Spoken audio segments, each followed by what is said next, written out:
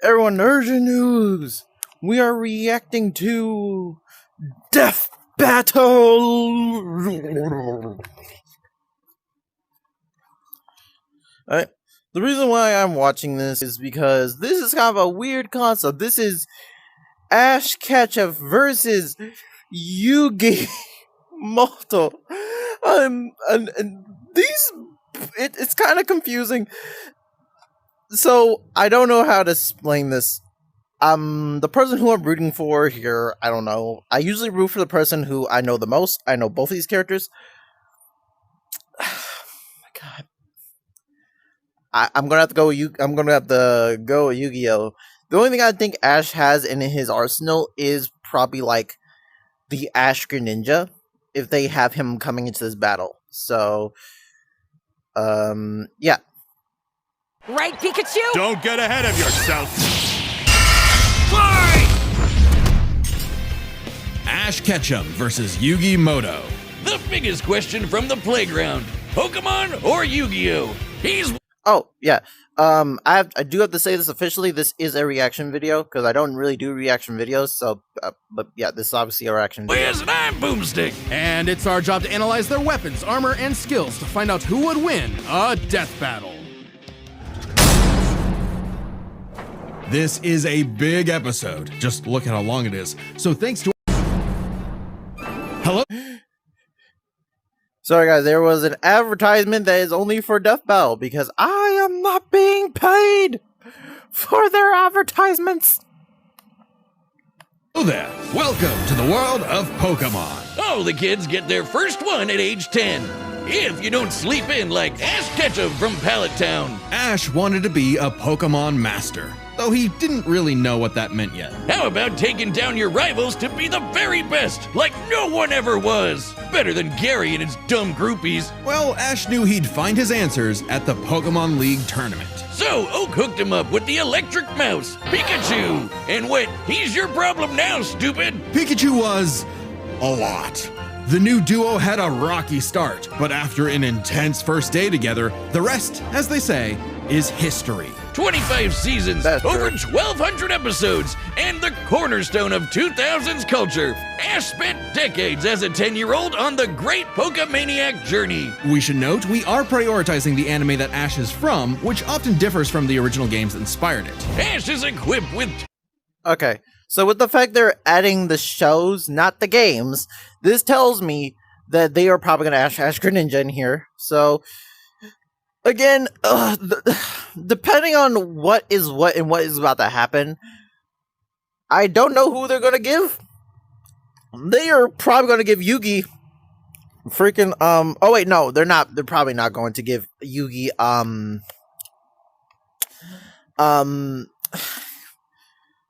the forbidden, the one-hit kill the card tons of that destroys Pokeballs everything. and Whatever. an all-knowing Pokedex. That's And what also Yu-Gi-Oh! a Pokemon. Years. But in a fight, Ash usually chooses Pikachu. Give the yellow red enough voltage and you'll regret it. Even ground types that would be immune to electric attacks in the games can't stop what this Pikachu dishes out. Yet somehow Ash is just fine after repeatedly getting zapped by this same electricity. Over time, Pikachu learned Volt Tackle, Electro Web, Electro Ball, and... Pikachu, use Thunderbolt! The perfect attack for outgoing flamboyant thieves Oh, and what air about Iron balloons. Tail? Looks like they're blasting off again. So clearly the anime doesn't follow the game rules. Like when Pikachu shot himself with his own thunder while on Swellow, who, you know, is vulnerable to lightning. But somehow they used thunder as a super armor. He even learned how to deflect attacks by just spinning really fast. Whee! Speaking of fast, Pikachu has intercepted lightning, but quick attack increases that speed even more. And his Iron Tail really pairs well with Ash's offensive style. The guy plays crazy, opting for big damage over stalling. Ash's style is so unusual that when a robot scanned his tactics, it exploded. As the great philosophers put it, if it works, is it still stupid? Ash and Pikachu's bond is magnetic and brought them new allies. Misty, Brock, Serena, just to name a few. Underneath the stubbornness and crispy bikes, they are loyal friends. Just like Ash's Pokemon. They're not just collecting dust in a shiny hunting box. Ash's League ID won't let him carry more than 6 at a time, but if he needs them, they'll all come running. Water types like Squirtle and Lapras are key in seafaring fights, and Ash can combine their water attacks with Glalie Ice Beam. One time, his Weasel got frozen while using Aqua Jet, which is fine. Now he's using Ice Aqua Battering Ram. Grass types like Bulbasaur and Torterra induce status effects and heal with Synthesis. But Sceptile's a menace. Yeah, so you got a big, scary Darkrai. Eat this Leaf Blade, Smeargle victim! Or that's what I would love say if Darkrai. Tobias He's my did an favorite. action replay of frickin' Latios. Give my man a win, 4Kids. Well, 4Kids just did the localization. They didn't write the show. They just get me heated. Almost as much as Infernape's Flare Blitz. Then I'll set my Inferno to overdrive, get my revenge, and Incineroar. Haha! Ash had a fiery passion for reaching the top ASAP, but Charizard wasn't on board. Pursuing pride over packs, Ash lost the Viridian Force for the trees and fumbled the Indigo League. Harsh lesson, but one he needed. Ash started bonding with Pokemon at a deeper level, and that friendship motivated them to dodge light speed moves like Solar Beam and Psybeam. Charizard came around too. He's the last one you want to see on the field. Even if you have a Blastoise like Gary, Ash will call for the most unexpected signature move. Seismic Toss! The people's elbow of Pokemon. Charizard's so strong, his flamethrower melts boulders. The Pokemon world is wild. Ash's Pokedex spells it out. Vanillix causes blizzards, Magikarp leaps over mountains and into space, Dusknoir pulls souls into the spirit world. Oh, and Pikachu cleared a storm as wide as an island. Gotta catch 'em all. Surfetch, Butterfree, Heracross, Scraggy, Lycanroc, Palpitoad, Torkoal, Snivy. With new regions, soar new flying types like Pidgeot.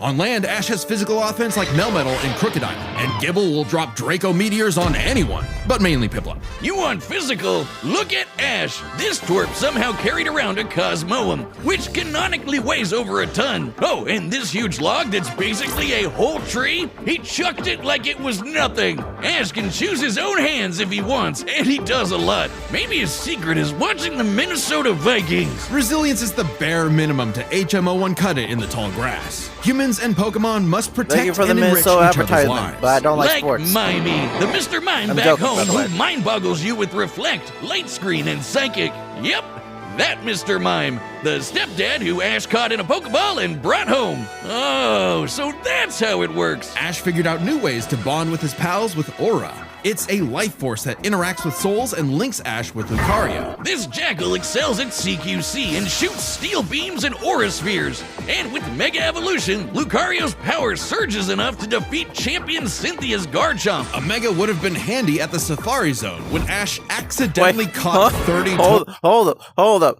I've watched a lot of Pokemon. I don't remember Ash being holed up at gunpoint. Mega Evolution, Lucario's power surges enough to defeat I champion didn't see that, right? Cynthia's That Garchomp. has A to Mega be. would have been handy. Oh my god, Ash was holed up at gunpoint at one point. I didn't even know this. Did I sleep on that episode? Did I miss it? Do I just not remember? Probably. That's funny. I didn't even know Ash was holed up at gunpoint at one point. What was happening in that episode? I need to find that now. I need to find links to that and At the find out Safari why Zone that. when Ash accidentally caught 30 Tauros. And he keeps hugging them. Ash, they're bulls. Ash genuinely loves his little guys. I remember but that boy, does slightly. it suck to see him lose the Pokemon League over and over again. Kid, just turn the hat backwards and lock in. Ash's strength is not in battle theory, but his nurtured bonds. He knows Pokemon feelings better than anyone. With Greninja, Ash learned to synchronize their senses and movements, transforming him into Ash Greninja. Yes! It comes with a huge power increase, but there's a catch. Ash shares Greninja's pain. A small price to pay for the ultimate water shuriken. Ash Greninja ran the ones with Champion Diantha's Mega Gardevoir. And just a normal Gardevoir can conjure black holes. Ash's Pokemon and teamwork get along like rice balls and jelly-filled donuts. They saved the world from Lysander, who tried to kill all life. They fought the giants, the Reggie kind, not the New York ones, who halted Reggie Gigas, who can tow entire regions. Ash's team battled Steven Stone and Alon, who fought the terraforming primal forms of Groudon and Kyogre. Don't get me started on Alon. Ash did everything right. But no, Greninja still lost to his Charizard after only getting hit 3 times. Thank you. Thank you. Thank you. Oh my god, I swear to god, if it wasn't for the fact I love Pokemon, I would have quit watching Pokemon at that moment. They hold Greninja. They hold him at that very moment. He threw a giant golden shuriken. A golden shuriken. And somehow, a move that was not done for the entire show fell and he lost. Bullshit. How does Blast Burn beat Water Shuriken? Get your type charts right, 4Kids. Boomstick, 4Kids weren't even around anymore when this aired. Regardless, after his loss at Kalos, Ash traveled to Alola and beyond to train. And thanks to some really delicious Death soup, battle. his new Gengar Gigantamaxed. Haiju Gengar! He haunts foes with G-Max Terror, or even swallows them up. Sorry, guys, I someone bet it got me. smells nasty in there. Ash and Pikachu also scored a buff with their Z move. All they need is a power ring, some JoJo poses, and Thunderbolt will evolve into 10 million volt Thunderbolt! This Rainbow Lightning is their ace. You see this coming? You're cooked. Absorb electricity? Cooked. Fused with an Ultra Beast? Cooked. Ash journeyed so much that monsters from another dimension are nothing to him. Naganadel is a poisonous sniper, and Solgaleo is basically the sun god, a legendary Pokemon whose Sunsteel Strike lights up the universe. Ash got a god in his bag for just being a nice dude. Smell you later, Gary. In fact, when Ash and friends band together, they can halt Dialga's Roar of Time.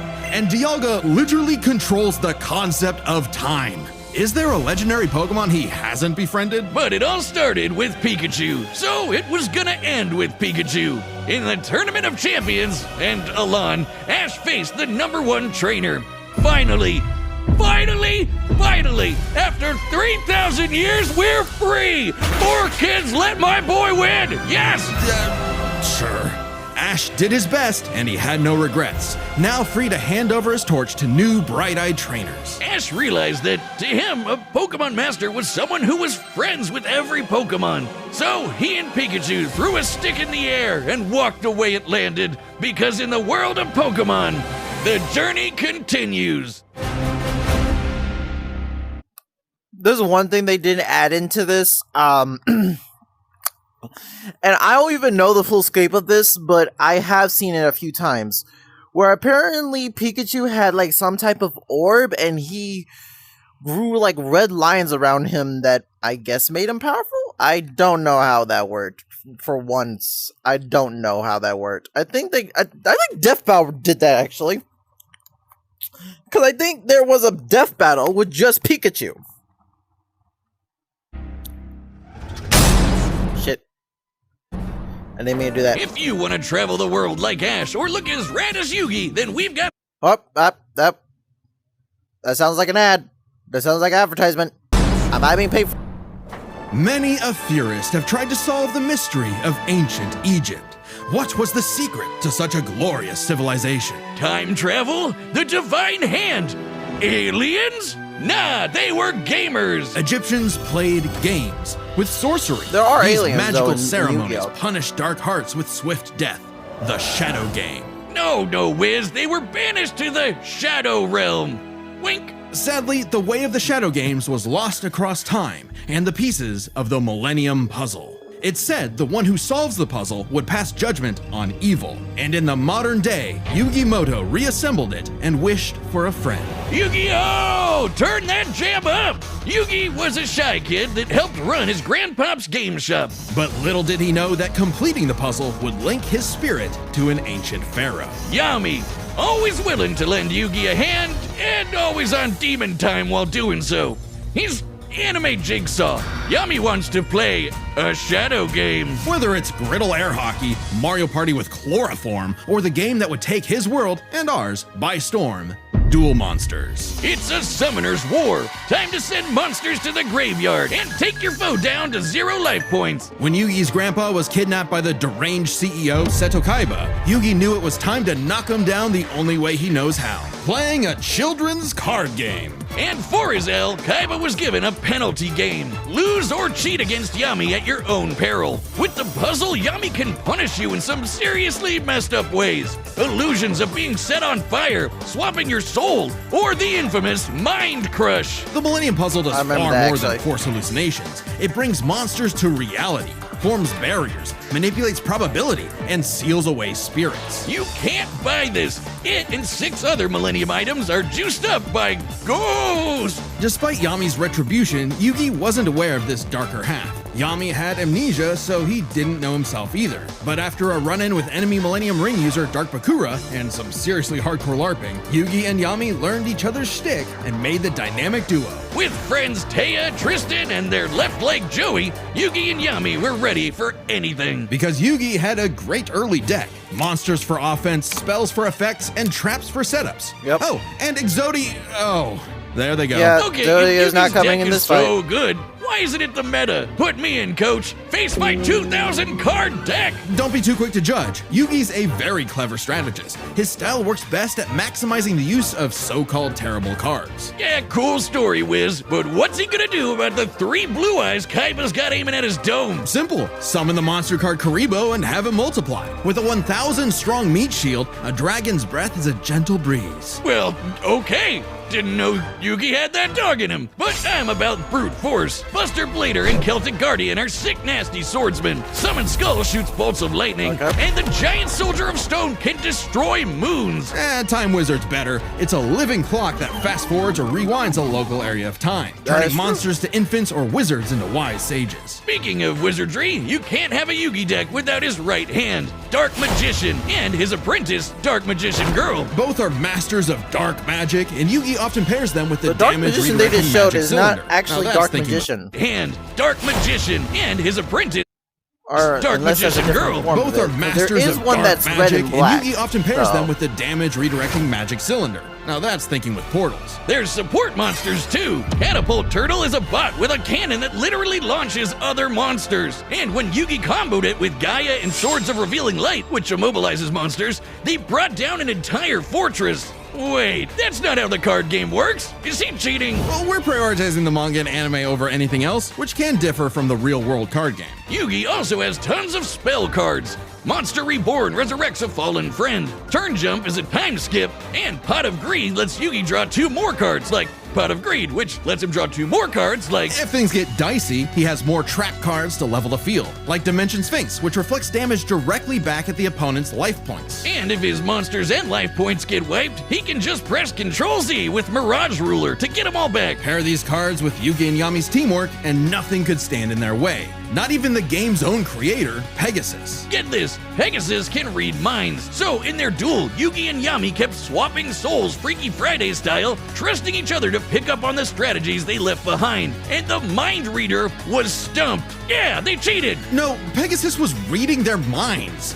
Regardless, Yeah, Yugi and I would Yami say are an he was excellent cheating at dueling that pair. moment. Yami trusts Yugi to improve on his plans, while Yugi expects Yami to be his bolder half. They're not just smart. These card-slinging geeks are somehow expected to be fit enough to dodge lasers, resist getting their souls ripped out, and Some survive point I'm gonna attacks make my from own duel Yu-Gi-Oh cards. monsters. Even the most common duel monster for can fun. cause tsunamis, rain down meteors, and wreck cities. And all of this power culminated in Battle City, hosted by Kaiba Corp. Because Kaiba really wanted that salty run back against his rival. Salt only surpassed by Yami's biggest hater, Merrick, who wanted the 3 Egyptian god cards to take him out. These cards were Slifer, the Electric Dragon, Yep. Roth, the God Phoenix, Yes. and Obelisk, who strikes with the I always power forget of that one. infinity. This was a different ball game altogether, but Yugi was starting to stand on his own 2 feet. So Yami and Yugi kept dueling on in a battle city that never wants to end. Or stop bullying Joey. But to claim the Egyptian gods, Yugi and Yami had to face them in duels, pulling off I got some nothing to say about that. ridiculously high IQ plays. This is more than exercise equipment. This is a When battling Slifer, they used a handful of weak cards to create an infinite combo of attacks that went past the god's limits. And later, Yugi combined Dark Magician and Dark Magician Girl's magic into Black Burning magic, promptly defeating Ra. This ain't new for the magicians. In the movie Bonds Beyond Time, they did something similar against Paradox. It's kinda crazy that together, the magicians can defeat the 10-star gods, which are way stronger than mid-tier monsters that are 5 to 9 stars. Mid-tier cards aren't pushovers. Darkhole Dragon is a sentient black hole, planet alignment moves solar systems, and Jaden's Glow Neos destroyed a relativity field that spawned an entire universe. But at Glow the top would be Neos. the great I love evil the Neos god card. Zork, who showed up to plunge existence into the realm of darkness.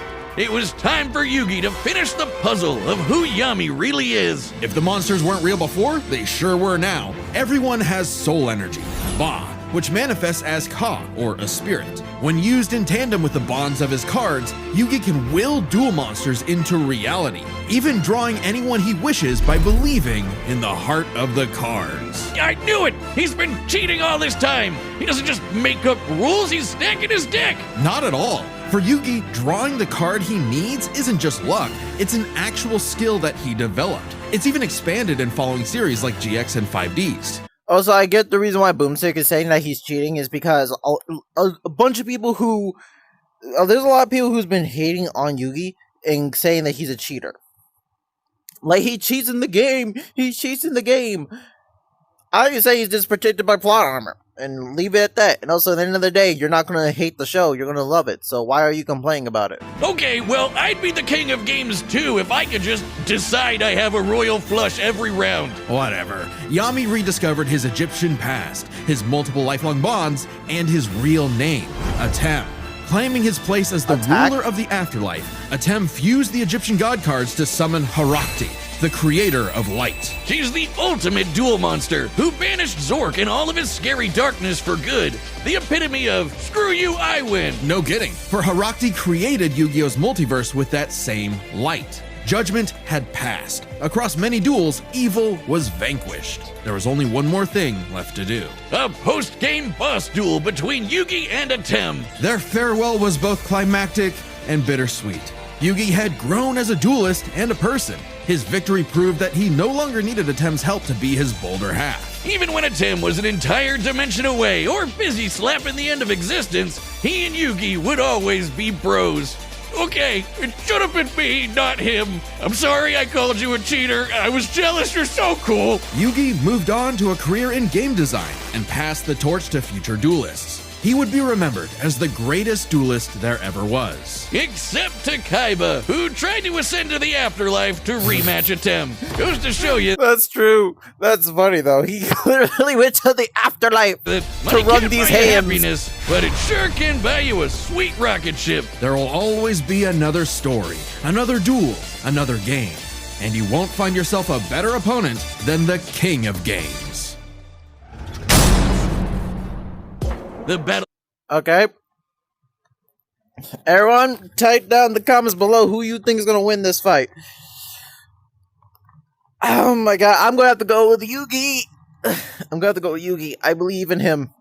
Of the Millennium is about to start, but we wouldn't be able to make it happen without some help from our friends at Great. Let's lay some ground rules. We're treating this as a real-time fight, much like typical battles in the Pokemon anime Okay. and duels later on in the Yu-Gi-Oh anime. And given that the rules of Pokemon and duel monsters are clearly incompatible, we'll allow them to summon anything that's reasonably available to them. It's time to death battle! I think Ash once took a god, Taco had a legendary Pokemon, so that means that he's going to be able to summon a legendary Pokemon, so Ash may win this? Or by any chance, you know,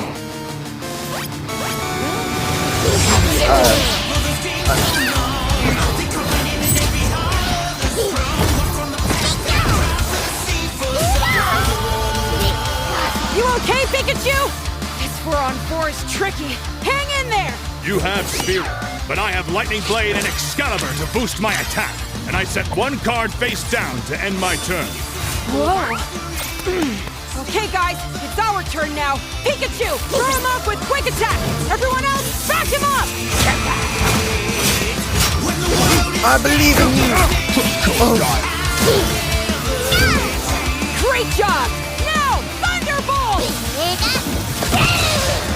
This is really good. Don't get ahead of yourself. You forgot about my face down card. Rise! Dimension Sphinx! The method fights!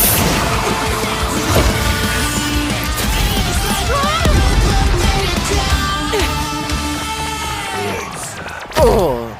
Oh, I get it. Good thing we brought them all, right, Pikachu? What do you mean, them all?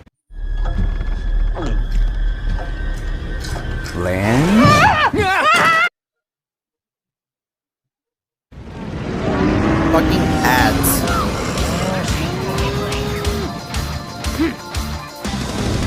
Charizard! I choose you!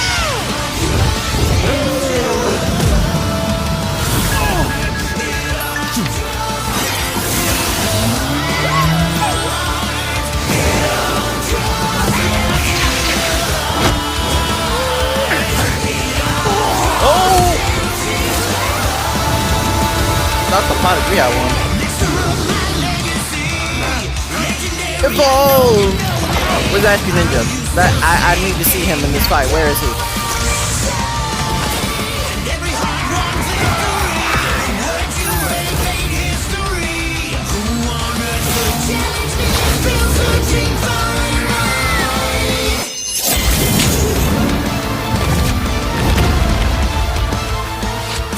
Aha!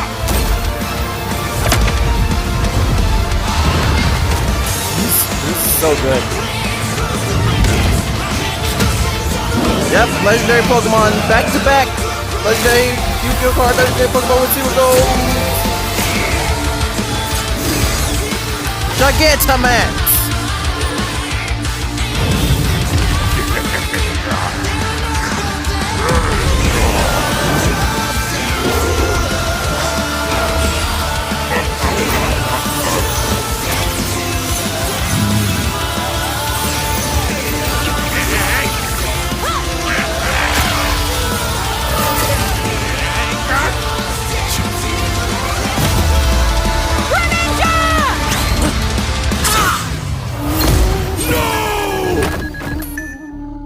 I'm sorry, partner. Don't worry. It's my turn now. I'm sorry, partner.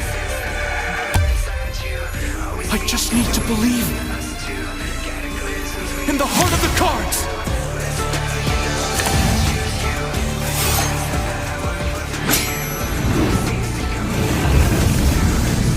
Who's that Pokemon? Haruxi! Goddess of Light! This is it! Magicians! Flash burning magic! Haruxi! Joser!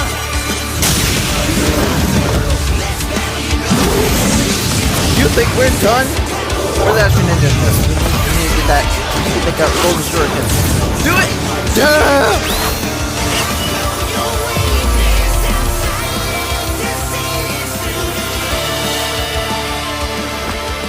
Pikachu, let's finish this. Together!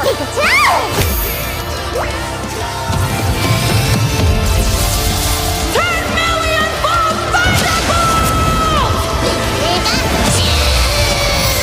Do it! You activated my trap card! Magic Cylinder!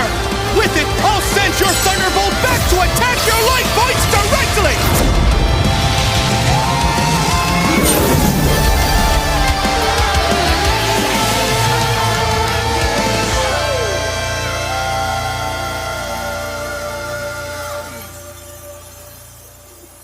That was an awesome duel, Ash.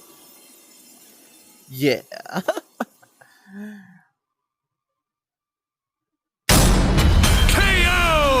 Oh, my childhood! Whiz, quick! I need your tears! We can save him! There's a lot to this, so let's break it down by experience, strategy, and monsters. Starting with experience. Both Ash and Yugi have risen to the top, beating the best of the best, and traveled all over the world. But Ash traveled more, was in more tourneys, and saved the world way more often. And despite what people say, he wins a lot. Even Atem's stint as the Pharaoh doesn't tip the scale, since he wasn't in charge for very long.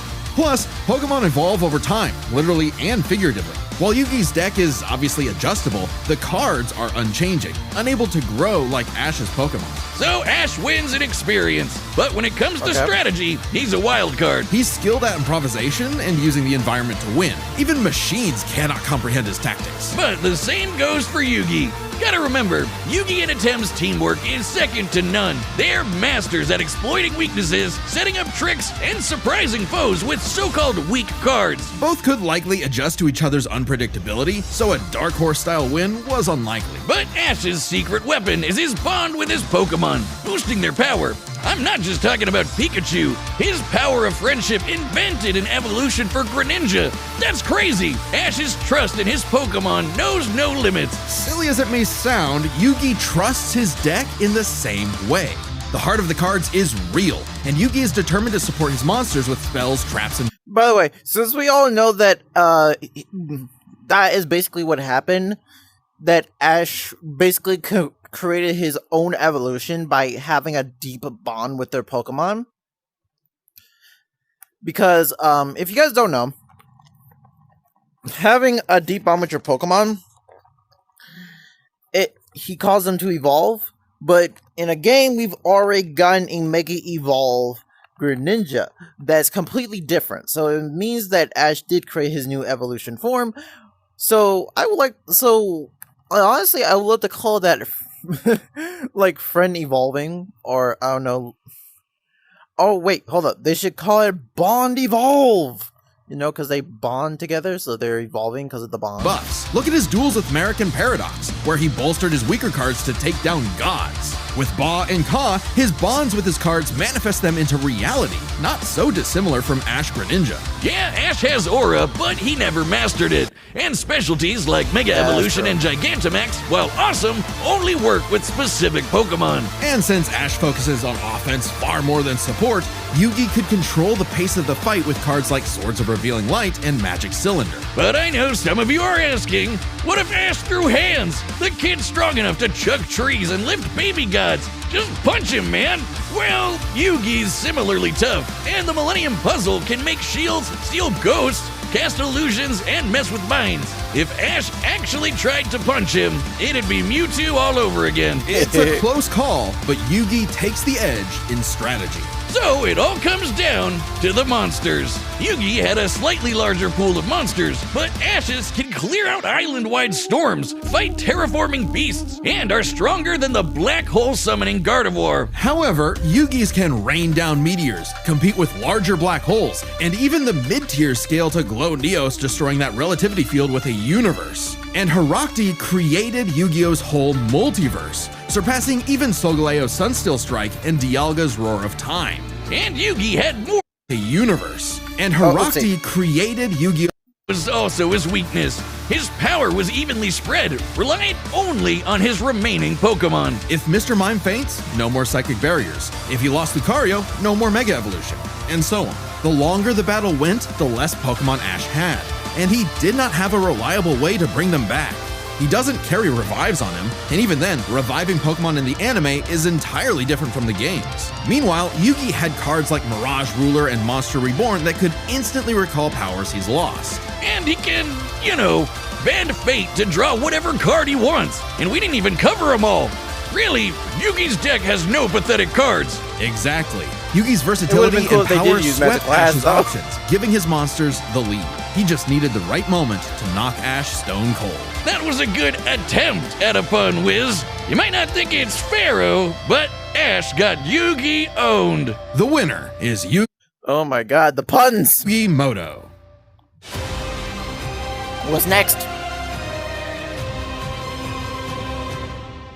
Death Battle will be back in 2026, but right now you can check out our brand new channel. It's called Nightly Brew, and we're playing Dungeons and Dragons, Blood on the Clock Tower, and other games that'll probably blow up in our... Okay, so that means there is no other death battles until 2026. So that means that was the last death battle for 2025. And then also, I know that Power Ranger Megazord. That is the White Tiger Zord. I see that. I saw that instantaneously as it showed. I saw that. That's the first thing my eyes laid onto. The first thing. Then we actually have Ash in the background right here. I don't know who that is right there. Jesus Christ. So everyone, that is the end of this video. And I hope you guys really enjoyed it. This was fun. This was I only did this because this was a very weird matchup. I kind of wanted to see where to go. I didn't want to leave you guys out of it. So you know what? I hope you guys enjoyed it. Maybe if they have an interesting one for 2026, I'll go watch it for you guys. See you guys later. Crimson Thunder out!